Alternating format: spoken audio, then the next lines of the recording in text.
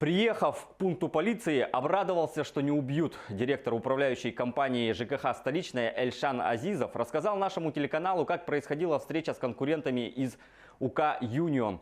Напомним, две управляющие компании в Якутске не поделили между собой жилфонд, и это привело к открытой конфронтации. В субботу вечером, 14 апреля, на территории Зеленого Луга произошла стычка. Думал, заеду на 5 минут, поговорю, да уеду. Когда я вышел с машины, вот здесь стояли 3 машины. А вокруг этих машин стояли человек 10. Подошли ко мне двое. Спросили, кто Эльшан. Я ответил, что это я. Один мне сразу показывает удостоверение.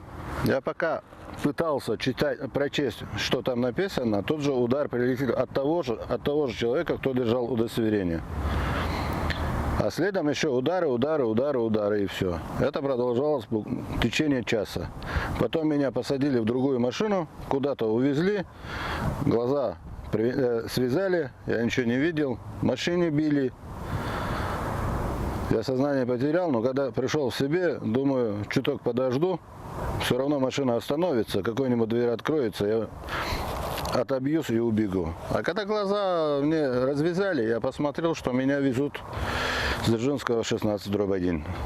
А там стояли уже сотрудников 5, думаю, тут уж точно не убьют. Между тем, жильцы дома по улице Речников, 12, который стал яблоком раздора между управляющими компаниями «Юнион» и ЖКХ «Столичная», хотят сменить свою управляющую компанию.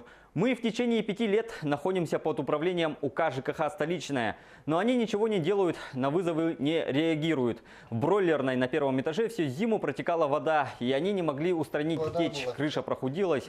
Они туда положили пленку вместо того, чтобы починить. С таким же успехом они могли туда и зонтик поставить, сказала жительница дома Юлия Семисько.